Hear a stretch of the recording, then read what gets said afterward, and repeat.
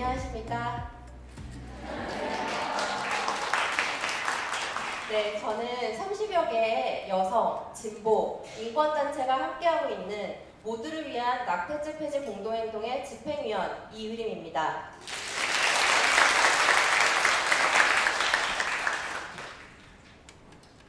형법 269조 1항 부녀가 약물, 기타 방법으로 낙태한 때에는 1년 이하의 징역 또는 200만 원 이하의 벌금에 처한다. 저는 오늘 이 자리에서 이 형법 낙태죄에 대한 이야기를 하려고 합니다. 제가 이 이야기를 굉장히 많이 하는 편인데요. 그 자리마다 제가 항상 하게 되는 이야기들이 있습니다. 첫 번째는 제가 하는 얘기가 낙태에 관한 얘기가 아니고 낙태죄에 관한 이야기라는 겁니다. 강연을 다니고 이제 활동을 하다 보면은 이런 질문을 참 많이 받습니다. 저는 페미니스트인데 또는 저는 굉장히 진보적인 사람이라고 생각하는데 낙태만은 동의할 수가 없다. 그게 자신의 윤리로든 종교적인 이유로든 어떠한 이유로 말입니다. 그럼 저는 이렇게 답합니다. 여성이 임신을 중지할 수 있는 권리나 판단에 대해서는 굉장히 다양한 맥락이 존재할 수 있기 때문에 실은 다양한 의견이 있을 수도 있다고 생각한다. 하지만 여성이 임신을 중지했다는 것을 국가가 그 윤리의 감지자가 되어서 심판하고 범죄화하고 응징하고 처벌하는 낙태죄에 동의하는 진보적인 사람이나 페미니스트는 있을 수 없다고 답합니다. 두 번째는 낙태죄에 대한 이야기를 할 때 우리가 누구에게 질문을 해야 되는지에 대한 겁니다. 제가 앞에서 한 얘기에 힌트가 나왔는데요. 오늘 발표 제목이 그때도 틀렸고 지금도 틀렸다입니다. 누가 틀렸을까요? 네, 참 너무 뿌듯하네요. 네, 바로 국가입니다. 낙태죄에 대한 논의를 시작하면은 우리는 여성에게 묻고 싶어 합니다. 왜 너는 그렇게 무책임하게 임신을 했니? 너는 왜 그걸 중지하려고 하니? 또는 그 상황에 연루되어 있는 남성에게도 묻고 싶어 하죠. 때로는 종교에게도 묻습니다.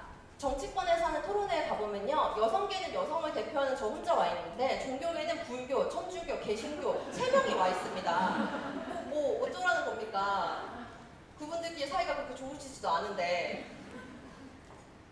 하지만 이 낙태죄라는 형법을 1953년 한국 전쟁이 끝난 직후에 피임법이라고도 제대로 없던 시절에 제정하고 인구가 늘어나자 인구를 제한할 필요성을 느낀 국가가 1973년 모자보건법이라는 것을 제정하여 인공임신 중절을 장려하고 지원을 했고 심지어 지금은 저출산이라면서 낙태를 더욱더 강력하게 처벌하겠다 또는 출산주도 청장을 하겠다 이런 뻔뻔한 이야기를 하는 국가는 그 자리에 있지 않습니다.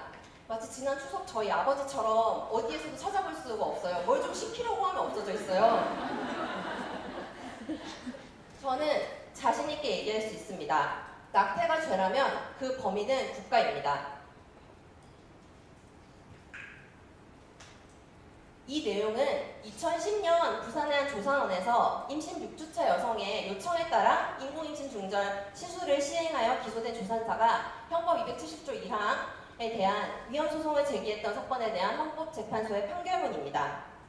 여기서 보시면 이렇게 나와 있습니다. 사익인 인부의 자기결정권은 태아의 생명권 보호라는 공익에 비하여 중하지 않다.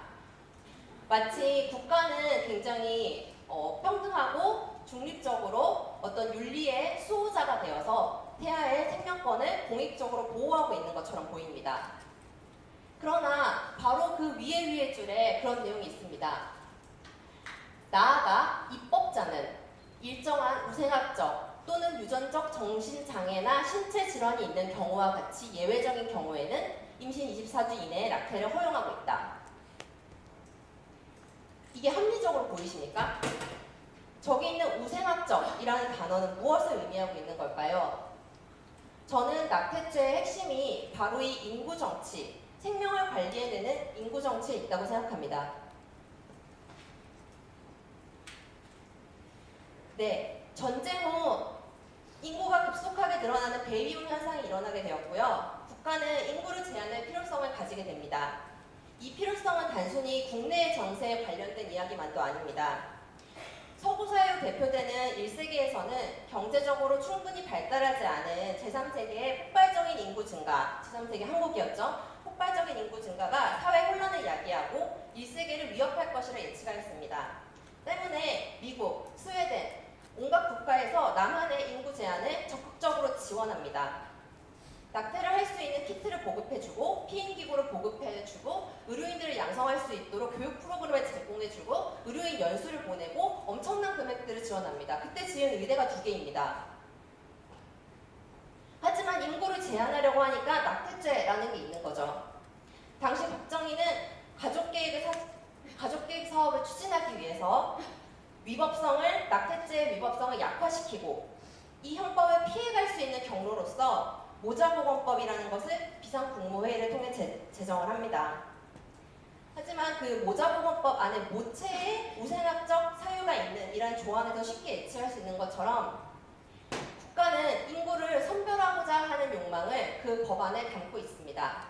그래서 저의 되게 수많은 장애를 가진 활동가들 또는 동료들은 임신을 해서 산부인과에 가면은 홍부터 납니다.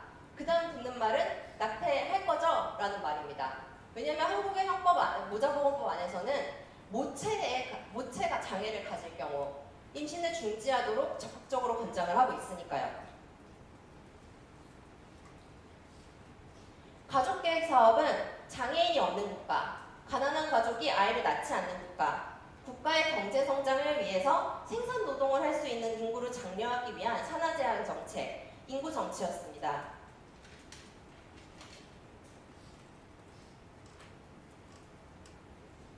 네, 생명이라는 공익을 보호한다고 지금 이야기하는 국가는 전 세계 인구협회와 국제개발처의 자금을 받아서 가족계획 요원을 양성합니다. 그리고 당시 가족계획 사업의 주요 타겟은 산간벽지, 농어촌, 가난한 지역이었습니다.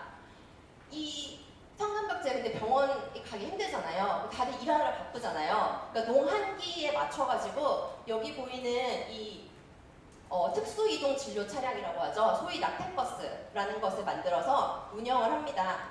이 낙태버스에 가족요원들이 타고 가서 루프를 하거나 낙태를 하거나 이런 시술들을 적극적으로 해왔습니다. 당시의 사업의 효율성을 굉장히 높이기 위해서 이 가족계획 요원들한테는 할당량이라는 게 있었어요. 몇 명의 여성들한테 영구적인 피임 장치를 해야 된다. 그래서 이 할당량을 채우기 위해서 임신을 했는데 만약에 딸이 많은 집 이런 집에 가서 또 나오면은 어떡할래? 또 딸이면 어떡할래? 이거 루프를 한다고만 하면은 낙태를 공짜로 해주겠다. 이런 식으로 할당량을 채워왔습니다. 또는 영구적인 피임 시술을 하는 조건으로 아파트 분양권을 우선적으로 줬습니다. 반포주공 아시죠? 지금 굉장히 비싼 아파트가 들어선 반포주공이 당시에는 고자 아파트라고 불렸습니다. 왜냐하면 피임 시술을 해야 우선적인 그 분양권을 받을 수 있었으니까요. 여기 써져 있으니까요.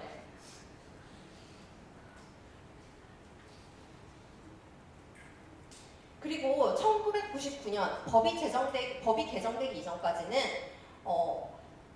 보건복 의사가 봤을 때 공익상 불임 시술을 하는 게 필요하다고 생각되는 경우에는 당사자의 동의가 없어도 영구적인 피임 시술을 하거나 단종 정책을 시행할 수 있었습니다. 법적으로. 그래서 모자보건법에 따라서 수많은 장애인이 강제불임 수술을 당해야 됐고 한센이는 90년대까지도 국가에 의해 공식적으로 강제 단종 수술이 행해졌습니다. 최근에 국가를 대상으로 한 소송에서 이겼죠. 그리고 여성들은 국가에 의해서 안전하지 못한 피임기구를 수술받고 배꼽 수술을 받고 낙태를 장려받아야 했습니다. 모자보건법은 국가가 여성의 몸과 재생산을 가장 도구적으로 간주해왔던 치욕의 역사가 담겨있는 기록입니다. 그럼 이러한 이야기는 단순히 과거의 이야기일까요?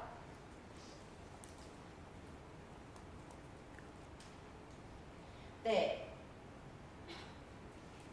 낙태죄를 폐지하지도 그렇다고 단속하지도 않고 있는 국가의 입장은 단순한 무능력이 아닙니다. 이는 굉장히 이중적인 잣대를 통한 인구정치입니다. 낙태죄와 모자보건법은 지금 이 순간에도 여성의 건강권과 인권을 억압하고 있습니다. 재생산의 과정에는 응당 사회가 원하는 재생산이 존재하고 누구의 재생산은 바람직하고 누구의 재생산은 바람직하지 않다라는 그런 내용을 여기서 그림에서 보면 국가가 선별을 하고 있죠. 이런 걸 드러내기 위한 재생산 정치라는 개념이 있습니다.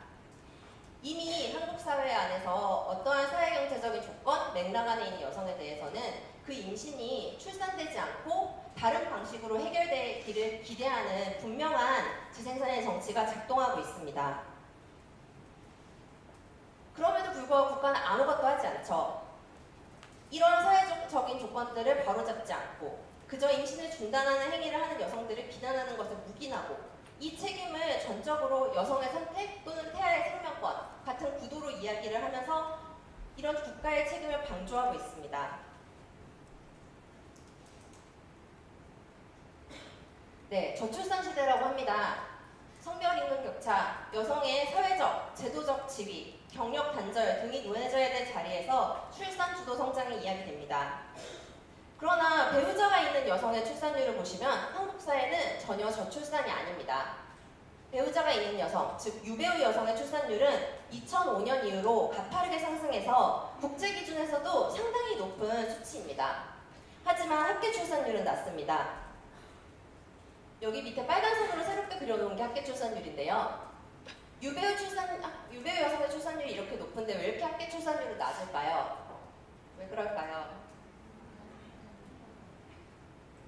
네, 한국 사회 안에서는 결혼이라는 제도 밖에서 정상가족이라는 테두리 밖에서 출산하거나 또는 아이를 양육하거나 하는 일은 정말 말도 안 되기 힘들 수밖에 없고 국가와 사회는 아무것도 지원하지 않을 것이고 이 국가와 사회는 심지어 이 상황에서 벌어지는 모든 불평등과 차별을 묵인할 거라는 것을 모두가 알고 있기 때문입니다.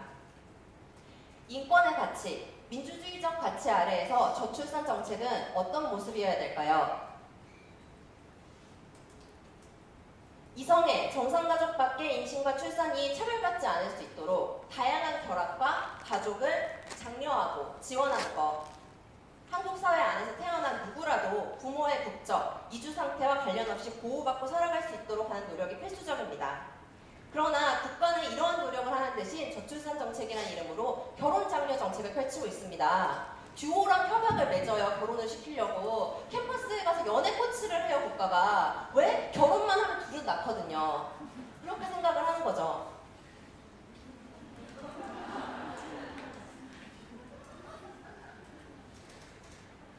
국가가 장려하는 임신과 출산은 무엇인가? 국가가 보호하지 않는 생명은 무엇인가? 질문해야 됩니다.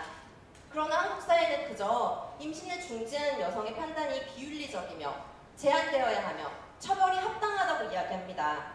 생명권과 선택권 같은 피상적인 이야기만 하고 있을 뿐입니다. 그 질문은 여성이 답할 질문이 아닙니다. 인간의 재생산의 영역에서 누구는 되고 누구는 안 되고 그때는 낳으라 그러고 그때는 낳지 말라 그러고 지금은 다시 낳으라고 하고 그런 것들을 지시하면서 생명을 관리해온 국가가 답해야 됩니다. 아이를 낳지 않는 판단을 비난받는 여성, 반대로 아이를 낳는 것을 비난받는 여성이 있습니다. 국가가 혜택을 주는 중산층 가족이 있고 국가가 혜택을 박탈하고 심지어 법적, 제도적으로 인정하지 않는 가족들이 있습니다. 어떤 아이는 국가의 미래라고 여겨지지만 어떤 아이는 국가와 사회의 자본을 갉아먹을 것이라고 판단되는 아이들이 있습니다.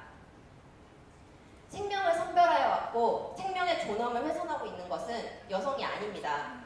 그럼에도 불구하고 그 뒤에 숨어서 이 근본적인 대책을 마련하지 않은 채 존재를 선별하고 싶고 생명을 선별하고 싶은 국가의 욕망, 재생산 정치의 구조가 문제입니다.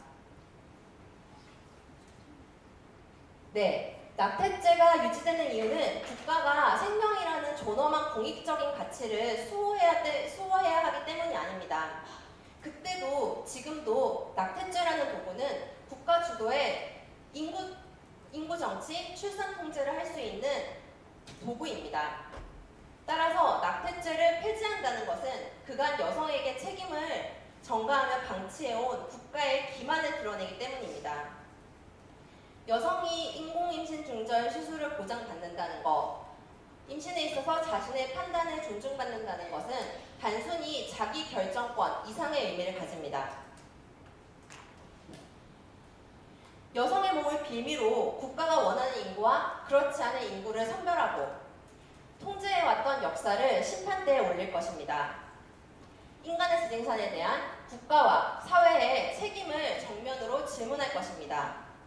인구 정치 안에서 통제되고 관리되는 삶을 넘어 자율성과 권한을 바탕으로 이 사회를 살아가고 있는 모든 이들이 자신의 삶을 살 수 있도록 실질적인 변화를 만드는 일. 네, 바로 그 시작에 낙태죄 폐지가 있습니다. 감사합니다.